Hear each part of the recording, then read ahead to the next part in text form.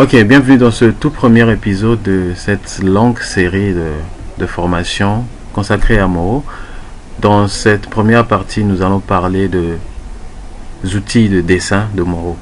Alors pour ça, je vais d'abord lancer Moro. J'ai la version 13.5 ici, qui est la toute dernière version, je crois, de Moro. Alors voilà l'interface. Il affiche toujours cette boîte de dialogue ici. Il faut juste cliquer dessus et on a les fichiers prédéfinis qui s'ouvrent. Et à chaque fois, à chaque lancement, c'est un fichier, un nouveau fichier, un fichier différent qui s'affiche. On peut faire la lecture, voir comment ça a été animé. Et c'est bien ce genre de fichier. Ça vous aide aussi à essayer de comprendre un peu, de décomposer, voir comment ils ont fait l'animation, voir les choses, comment ça se présente ici dans la timeline, et voilà. Alors on n'en a pas vraiment besoin pour le moment. Je vais fermer. Je crée un nouveau projet en faisant fichier nouveau. Alors là vous avez un projet vide qui ne demande plus qu'à être travaillé. Alors d'abord l'interface Moro se présente de cette façon. Vous avez le canevas ici au milieu, là où tous les éléments vont s'afficher, tous vos dessins, toute votre animation s'affichera ici. Vous avez ce cadre ici en bleu qui symbolise le champ de votre caméra. En dehors, ça va pas s'afficher au rendu final, et donc faut garder tout ce que vous voulez afficher ici à l'intérieur de ce cadre. Ici à gauche vous avez votre panneau d'outils, c'est marqué outils au-dessus ici, et qui est subdivisé en plusieurs groupes selon leur fonctionnalité. Vous avez dessin, tous les outils consacrés au dessin sont là, et vous avez remplissage, tout ce qui concerne les couleurs, les traits et tout ça sont là. Et là vous avez le groupe calque, les outils pour manipuler les calques, et enfin vous avez caméra. Donc tous les outils de Moro sont regroupés à ce niveau, et c'est un panneau qui est contextuel, il dépendra de ce que vous aurez sélectionné ici, et aussi dans le panneau calque que vous voyez ici. À chaque fois que vous créez un nouveau projet dans Moro, vous avez un calque vide qui s'affiche là par défaut. Vous avez ce calque vide là, et vous pouvez dessiner dessus, renommer même en cliquant. Vous cliquez une première fois et puis une deuxième fois, et vous laisse renommer. En tout cas là c'est le panneau calque, et ici vous aurez votre panneau, votre timeline. C'est ici que vous pouvez faire la lecture. C'est ici aussi que vous allez manipuler les keyframes, et on verra ça plus tard. Et vous avez vos contrôleurs de lecture qui sont là, et un peu d'autres choses aussi qu'on verra aussi plus tard. Alors au-dessus ici vous avez votre barre de propriétés. Quand vous sélectionnez un outil, ces propriétés s'affichent là. Vous pouvez régler l'outil avant de l'appliquer. Alors au-dessus c'est la barre de menu, comme dans tous les autres logiciels.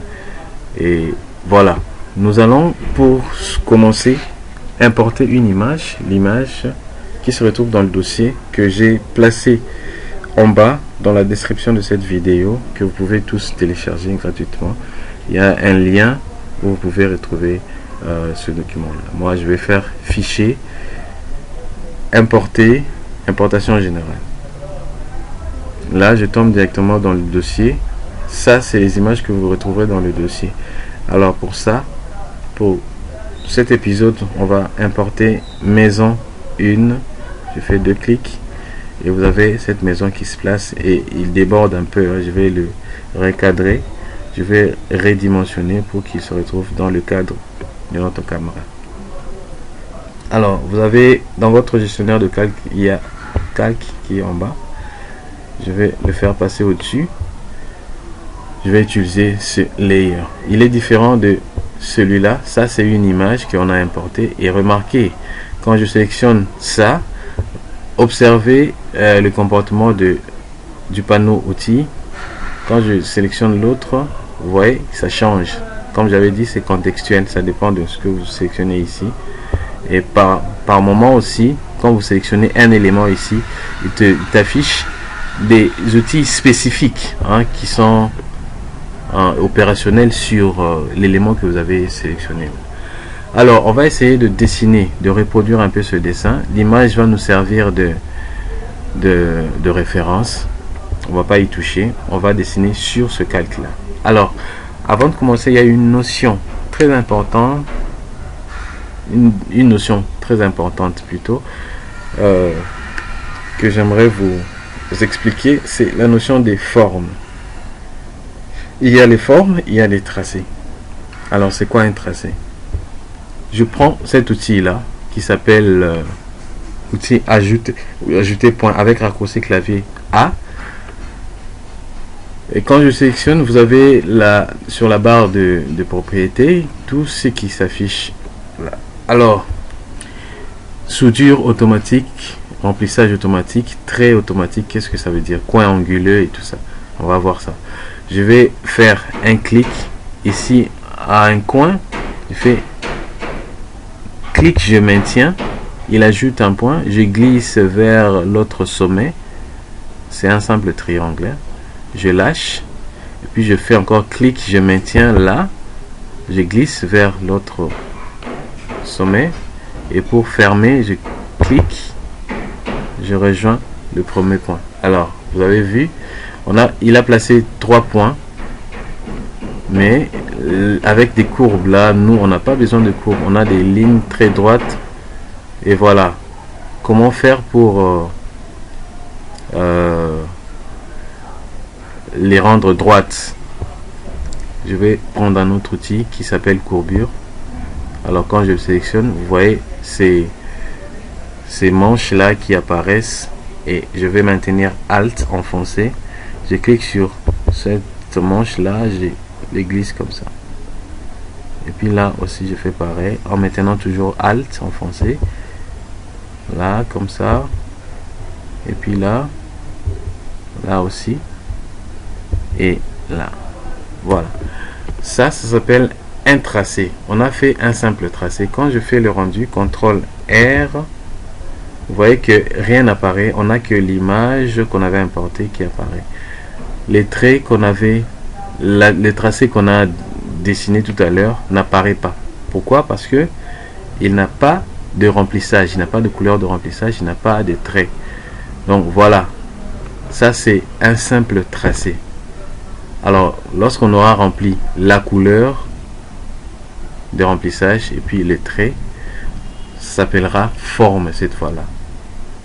Ok, comment on fait pour remplir? On a les outils de remplissage ici. Vous voyez, ces outils étaient inactifs. Je vais annuler. Les outils de remplissage étaient inactifs lorsque je n'avais pas encore tracé ce tracé là. Je vais les remettre. Voilà. Et vous voyez du coup, comme on a un tracé, il y a les outils de remplissage qui sont opérationnels. Alors, j'ai le tracé, je vais maintenant créer une forme à partir de ce tracé là. Il y a un autre outil ici dans les outils remplissage, il y a l'outil créer une forme. Alors je vais prendre cet outil, je vais sélectionner tous les points. C'est un peu comme un outil de sélection. Je vais sélectionner comme ça en encadrant tout ça, et il détecte déjà une forme à créer. Avec cet outil, dans les propriétés, vous avez créé une forme. Après avoir sélectionné, si je sélectionne pas, il est inactif. Alors quand je sélectionne, il devient actif et je fais créer forme. Quand j'ai créé, je peux cliquer à côté pour désélectionner. Vous avez la couleur blanche qui s'est remplie. Alors, pourquoi blanche? Parce que simplement, il y a une fenêtre qui n'est pas affichée ici, un panneau, le panneau style, que je vais aller dans affichage, non plutôt fenêtre, et puis style. Je coche style, et voilà, il apparaît juste au-dessus de du gestionnaire de calque. Alors, le couleur de remplissage par défaut, vous voyez, c'est la couleur blanche. Et le tracé, c'est la couleur noire. Vous pouvez voir si je zoome. Non, c'est pas coché. Quand je sélectionne, alors je reviens un tout petit peu en arrière. Si je prends l'outil tracé, dans ses propriétés, nous avions soudure automatique. Soudure automatique, ça veut dire quoi? Ça veut dire que quand vous dessinez et que vous êtes sur le point de rejoindre le premier point, quand vous allez toucher ça, il va souder automatiquement. Et vous avez ce son là que vous entendez. Alors, si c'était décoché, et je fais ça comme ça, quand je rejoins le premier point, rien ne se passe. Ils sont toujours détachés. Hein. Donc, tu pourras jamais souder les deux. Alors, il faut toujours cocher si vous voulez faire une forme, hein, et un tracé fermé. Il faut cocher soudure. Comme ça, vous allez faire ça, comme ça, et tac, et voilà. Alors, il y a remplissage automatique qui est décoché, trait automatique aussi qui est décoché, en coin anguleux aussi. Remplissage automatique, c'est-à-dire que quand vous allez, bon, je vais d'abord cocher. Quand vous allez rejoindre le premier point comme ça, pouf, alors il remplit automatiquement.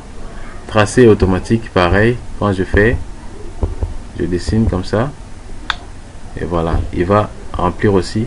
Le tracé, c'est au fait le contour, hein. Les contours, vous avez le contour qui est noir, voilà, il est aussi actif, voilà. Et ces mosaïques là, les petits carrés que vous voyez, ça symbolise simplement le fait de sélectionner. Si vous avez créé une forme avec les outils de remplissage ici, il y a l'outil sélection forme. Remarquez, avec les outils de dessin, il y a aussi un outil sélection point. On peut sélectionner un point comme ça ou plusieurs points avec l'outil de dessin. Voilà. Mais quand on veut maintenant sélectionner les formes, on peut vouloir changer de couleur. On sélectionne la forme avec cet outil et dans la barre de propriété, vous avez maintenant les couleurs qui sont actives. Je peux cliquer ici, je change de couleur, voilà. Les traits, pareil, hein, je change de couleur de trait et voilà, tout en sachant que dans le panneau style aussi on peut faire la même chose, hein. Ici c'est un peu plus avancé avec les couleurs prédéfinies qui s'affichent ici. Je prends, quand je fais ça, vous voyez, je change directement ici et le tracé est là. Avec l'outil pipette, je peux aussi aller choisir une couleur. Voilà, donc je vais effacer tous ces tracés là que je viens de créer, dont j'ai pas besoin. Voilà, on revient à notre maison. La maison, on a ce triangle là. Moi je vais l'effacer et puis je vais reprendre avec une autre technique. Je reprends l'outil ajouter point et cette fois là on va voir coin anguleux. Qu'est-ce que ça veut dire? Coin anguleux, ça veut dire simplement que vous n'aurez pas de courbe au niveau de vos angles ici. Quand je fais ça, avant il nous avait placé des courbes et là vous avez maintenant des coins anguleux, hein, des coins pointus là, des angles pointus. Voilà. Alors, on va poursuivre avec les autres formes. Pour ça, je vais d'abord cliquer sur cette icône là pour afficher ou cacher les formes. Donc, il ne reste que les tracés. Alors, je vais poursuivre avec ce même outil, avec coin anguleux coché. Je vais cliquer là, comme ça, pour essayer de dessiner. la partie, l'étage supérieur, hein. Je maintiens Shift en français pour qu'il me garde sur la même hauteur. Je viens jusqu'ici, je lâche, je fais clic, je maintiens, je viens encore ici, je lâche. Alors là, c'est le problème quand soudure automatique est coché, hein, et quand vous ne vous placez pas bien, il risque de vous attirer. Il y a un effet magnétisme qui vous attire vers les tracés. Je vais faire CTRL Z. Je vais en tout cas zoomer comme ça. Et je fais clic, je maintiens. Je viens jusqu'ici, comme ça. Je lâche, hein, pour pas tomber sur les tracés. Et puis je vais relier avec... Je vais relier avec... le premier point. Voilà, comme remplissage automatique était coché et trait automatique, donc j'aurai un trait et puis un remplissage, une couleur de remplissage. Alors comme c'est caché, je peux pas voir. Voilà, quand j'affiche, vous voyez, on va s'occuper de la couleur après, hein. On fait juste les tracés et puis on va revenir après. Je vais encore cacher. Je vais maintenant faire cette forme là qui est un rectangle. Je vais, pour ça, je vais pas utiliser le même outil. Je vais voir l'outil dessiner une forme, les formes prédéfinies. Lui, il nous propose les formes comme rectangle, cercle et tout ça. Comme je vais dessiner un rectangle, je prends un rectangle, je commence ici comme ça et puis je le dresse jusque ici. Voilà, j'ai déjà cette forme là et je vais faire pareil pour la partie ici en bas. Fait comme ça et puis là, bon, je ne le fais pas fidèlement, on va les redimensionner après. Alors on a les portes, les fenêtres. Je vais faire une porte, cette porte là comme ça, et puis les autres je vais juste dupliquer après avoir rempli la couleur et les traits ici. Je vais dupliquer pour avoir les autres. Alors on a aussi la fenêtre. Alors la fenêtre a cette partie rectangulaire qui est là, le cadre. Je le fais comme ça et puis il y a ces sortes de reflets que je vais dessiner avec l'outil ajouter point. Alors ici je vais bien zoomer pour bien voir. Je clique ici au sommet, clic, non, CTRL Z, je clique, je maintiens, je dresse jusqu'ici comme ça. Faire attention à ne pas tomber sur ce tracé là, sinon il va... Bon, je le place d'abord ici et puis je vais réajuster après. Je fais là comme ça, là, là, je dézoome un peu, là, là, là, et puis je ferme. Alors j'ai cette partie là et puis je vais faire encore cette partie là, là et là. Voilà, une fois que j'ai dessiné, et pour maintenant me conformer à l'image qui est derrière, je vais maintenant essayer de déplacer le point pour ajuster. Alors pour ça j'ai un autre outil qui est l'outil transformer les points. Cet outil aide juste à sélectionner les points et les déplacer. Je vais prendre ici, je clique d'abord pour sélectionner le point, puis je déplace comme ça. Là pareil, comme ça, ici aussi, là et ici.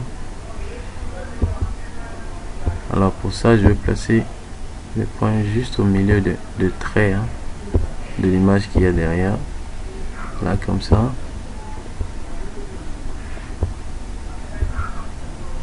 Voilà, et puis là maintenant j'ai tous les tracés. Bon, je vais essayer d'ajuster aussi là à ce niveau. Ici pareil. Voilà, ici en bas je peux prendre l'outil sélection point, je sélectionne ce point là et puis je vais sélectionner, je maintiens Shift en français, sélectionne encore ce point. Je vais essayer de rendre l'outil déplacé, hein. Alors je vais zoomer, je déplace pour que ça corresponde avec l'image. Voilà. Ici aussi, je sélectionne ce point là, je le déplace vers là. Voilà, pour ceci de conformité. Alors on a presque tout, hein. On va maintenant jouer avec la couleur. Voilà, vous avez vu, on a les tracés, les formes qui sont créées, mais avec les couleurs par défaut, hein.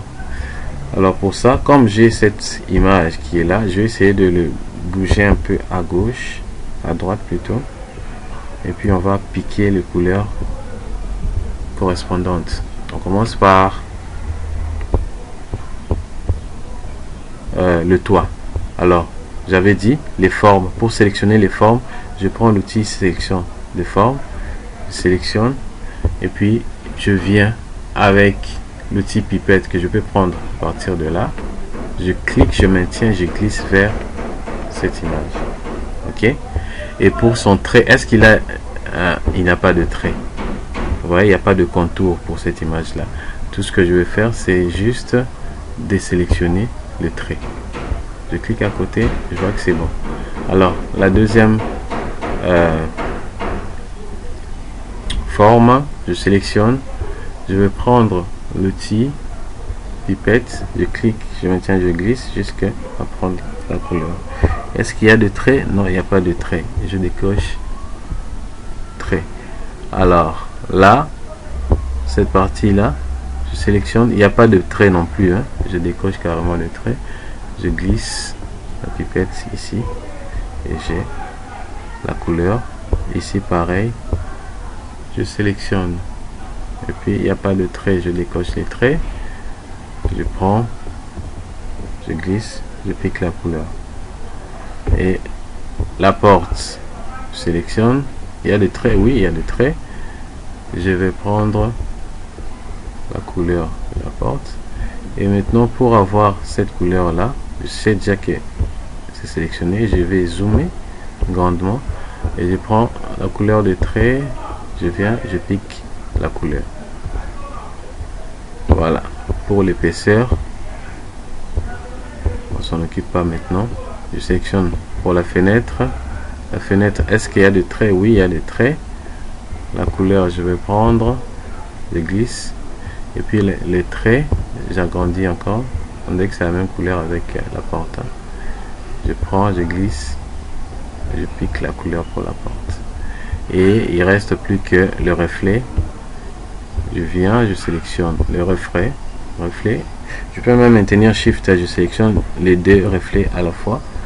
Et je viens ici, je prends la couleur de remplissage seulement parce qu'il n'y a pas de trait, hein, il n'y a pas de contour. Je désélectionne.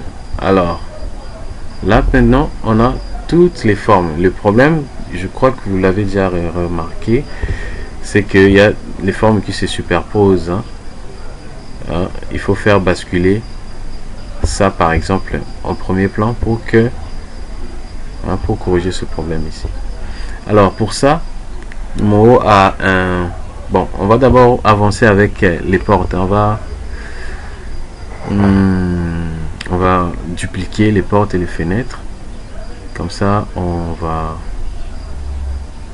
va s'occuper de l'ordre, hein, après.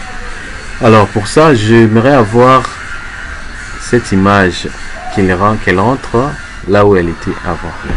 Je vais prendre l'outil sélection de calque, hein. Là maintenant c'est avec le calque. Non, ou par, je vais sélectionner directement ici.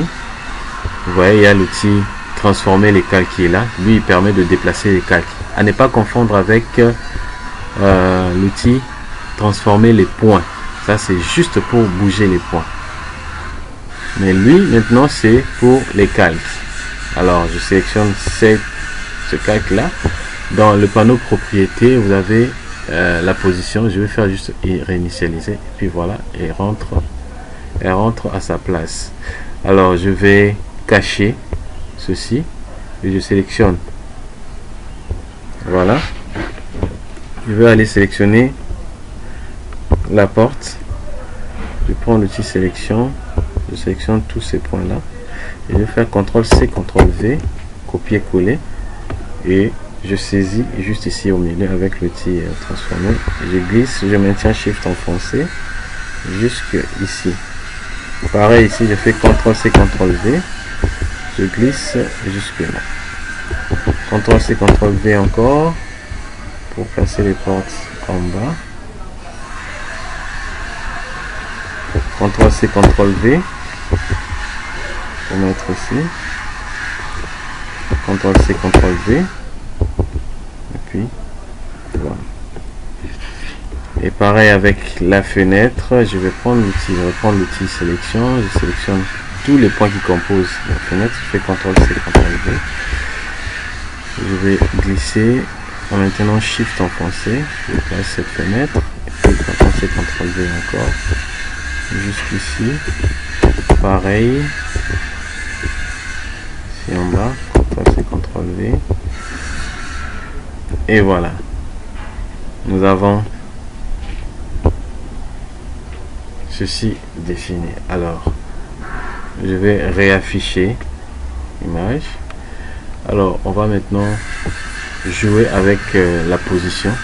Là, par exemple, je vais prendre la maison, je le décale un peu à droite. Je vais maintenant reprendre mon calque avec l'outil sélection forme. Alors, comment faire pour le basculer en avant-plan? C'est tout simple. Vous sélectionnez la forme et puis avec la touche de direction de votre clavier, vous pouvez faire avancer comme ça. Je clique sur la touche de direction haut. Je clique. Autant de fois que je vais cliquer, il va se repositionner jusqu'à venir en avant-plan. Ici, pareil. Celui-là, je vais le basculer derrière parce que vous voyez, c'est pas. Je vais utiliser la touche down, la touche de direction bas. Je clique, voilà, il se repositionne. Et celui-là, je veux le ramener en avant-plan jusqu'à ce qu'il apparaisse en avant-plan.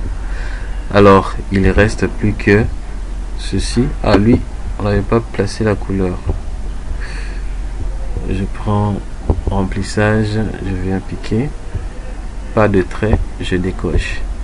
Et il faut qu'il vienne en avant-plan. Il faut qu'il se place comme vous le voyez ici. Je sélectionne la forme, je vais cliquer autant de fois jusqu'à ce qu'il se place devant toutes ces formes là. Et je crois que on y est. On a fait le réplique parfait de cette maison là. Et je crois que ça va s'arrêter là pour le moment. Merci beaucoup d'avoir suivi. Je peux supprimer ça parce qu'on n'en a plus besoin. Alors voilà, on a notre maison et c'est fini pour cette première partie. Merci d'avoir suivi et n'oubliez pas de